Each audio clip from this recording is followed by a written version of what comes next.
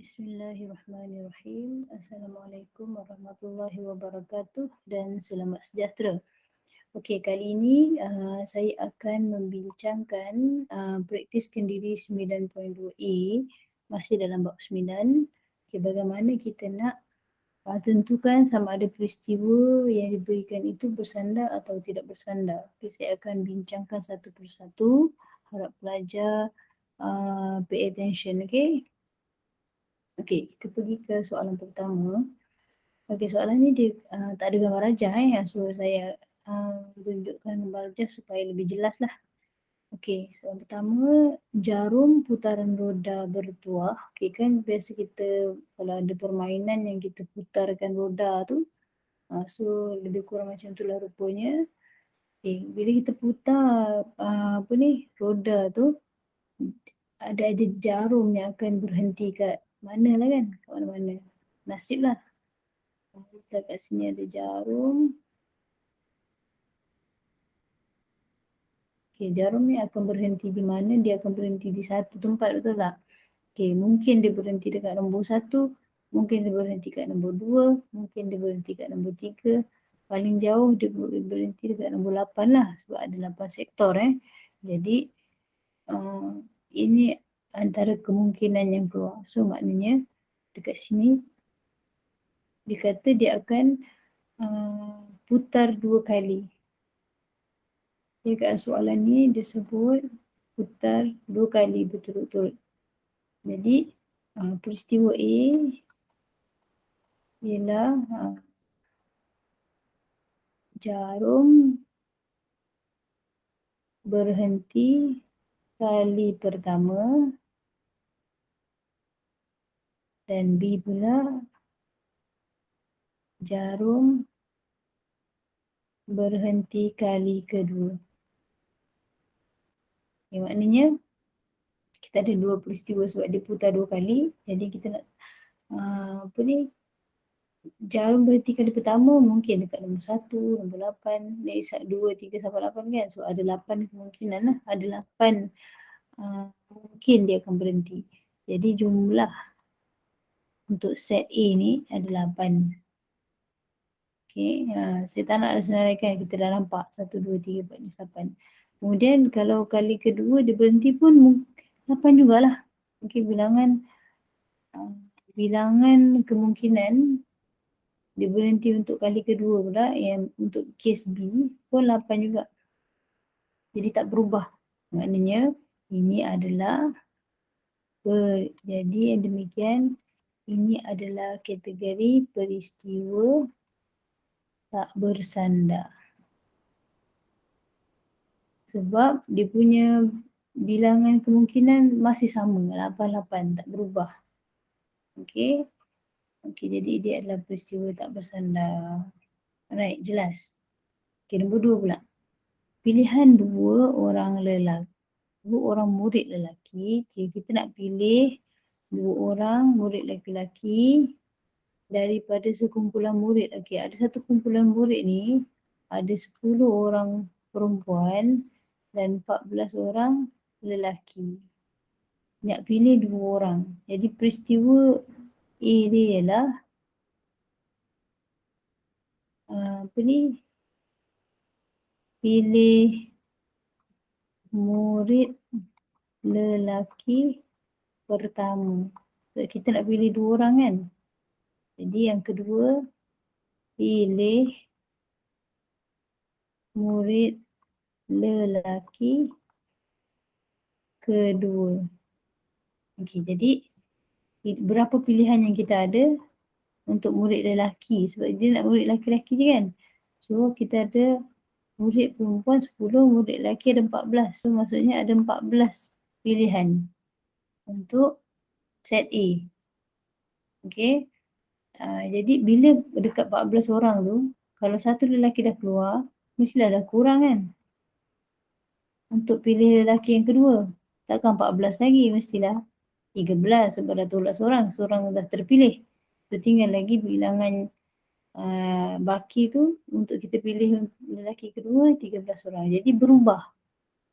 Daripada 14 turun jadi 13. Maka ini adalah peristiwa bersandar. Okey, maksudnya kenapa bersandar? Sebab mempengaruhi. Pilihan pertama mempengaruhi pada pilihan kedua. Itu kalau yang nombor satu ni tak bersandar sebab dia tak mempengaruhi. Sebab dia yang pertama 8, yang second pun masih 8 pilihan. Tapi kat sini pilihan akan berkurang jadi dia jadi mempengaruhi. So dia adalah peristiwa bersandar. Okey, seterusnya. Kita pergi soalan yang ketiga. Okey, menjawab 3 soalan objektif yang mempunyai 4 pilihan jawapan masing-masing. Okey, ada berapa soalan objektif? Ada 3 soalan objektif. So maknanya peristiwa pertama, jawab soalan pertama. Jawab soalan pertama. Peristiwa kedua, jawab soalan kedua.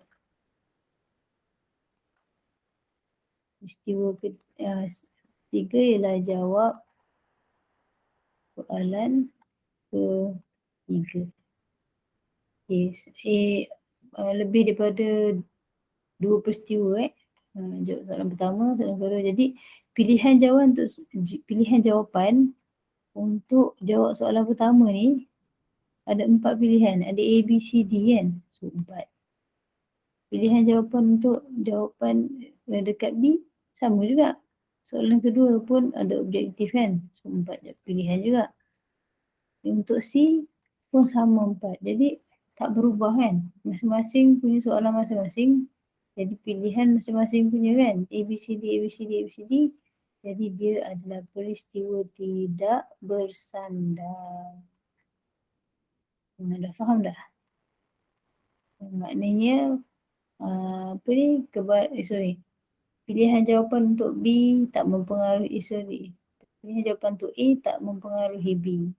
Pilihan jawapan untuk B tak mempengaruhi C. Okay. Alright. Dan seterusnya kita pergi ke soalan second last. Soalan yang keempat. Okay, soalan keempat ni saya dah keluarkan ayat-ayat yang diberi tu dalam bentuk rajah ke bawah tu. Dia kata dekat kotak P ada 2 kad merah, 3 kad hitam.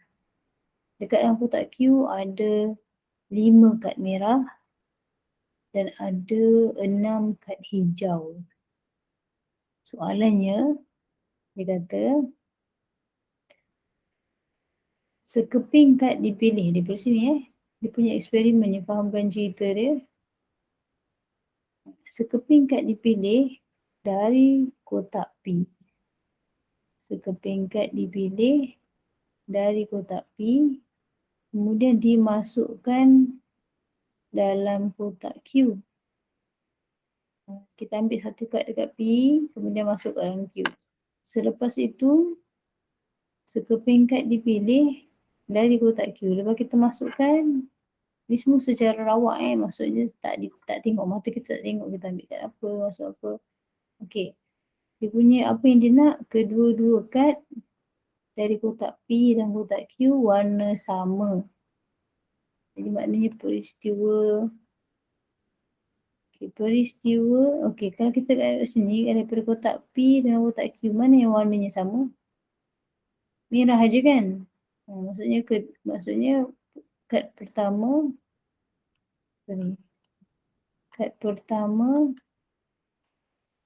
merah.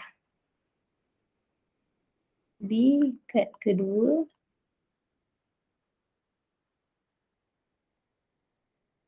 merah juga. Kita nak peristiwa itu. Kita nak peristiwa kad pertama merah, kita nak kad kedua merah. So kita tengok warna merah je lah. Sebab ini je yang akan menghasilkan merah-merah. Kalau yang lain, kalau kita, mungkin jawapannya merah-merah, mungkin jawapannya merah hijau, mungkin jawapannya hitam merah, hitam hijau. Tapi kita tak tengok lah warna lain. Kita tengok warna merah je sebab dia nak warna sama. Jadi apa pilihan yang kita ada dekat dalam A, kita ada 2 pilihan kan. Tapi bila kita dekat dalam B pula, asalnya kita ni asalnya ada 5 je. Tapi kalau merah dah masuk dekat dalam, dari merah daripada P, kita kan masuk semula kat dalam Q. Bilangan pilihan kita adalah 6. 5 tambah dengan merah yang kita ambil dekat kotak P tadi, masuk dalam Q. Jadi bilangan dekat B ni daripada 5 jadi merah. Daripada 5 jadi 6, sorry. Daripada 5 jadi 6 bilangan kad merah. Betul tak? Asalnya 5 kad merah kan? Tapi bila tambah, sebab dia kata tadi scraping card daripada kotak P dimasukkan ke dalam kotak Q. Selepas tu scraping card dipilih daripada kotak Q. Maknanya, katalah kita ambil kad merah daripada kotak P, kita masuk kat dalam kotak Q. Sekarang kad merah dekat dalam kotak Q ada 6. Jadi bilangan dia berubah. Jadi dia mempengaruhi. Kan? Mempengaruhi. Maka dia adalah peristiwa bersandar. Okay, dia bukan suruh cari jawapan dia cuma nak suruh kita tentukan bersandar ke tak bersandar je.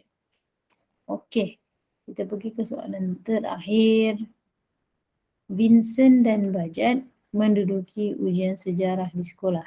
Vincent dan Bajat lulus dalam ujian sejarah. Okay, maknanya ada 2 orang kat sini. Peristiwa A, Vincent lulus. Peristiwa Vincent lulus. B, Bajat ni, Bajat lulus. Peristiwa Bajat lulus. So, apa pilihan untuk dia lulus?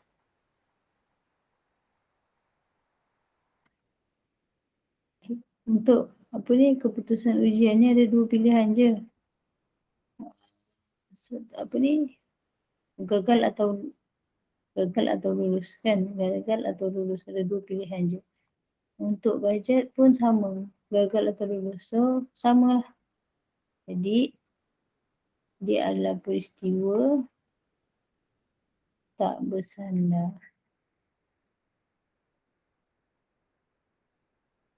Masing-masing apa ni, boleh lulus, boleh gagal lah kan. Jadi dia adalah peristiwa tidak bersandar. Tak ada kaitan kalau Vincent gagal ke, Vincent lulus ke, Bajat pun boleh gagal atau lulus juga. So Vincent punya kelulusan tu tak memberi efek pun pada Bajat punya keputusan exam. Alright, so ini adalah saya minta pelajar-pelajar kalau tak ingat boleh ulang balik, tengok macam mana jalan kerja ini dibuat, buat dalam buku latihan masing-masing. Okey, sekian, terima kasih.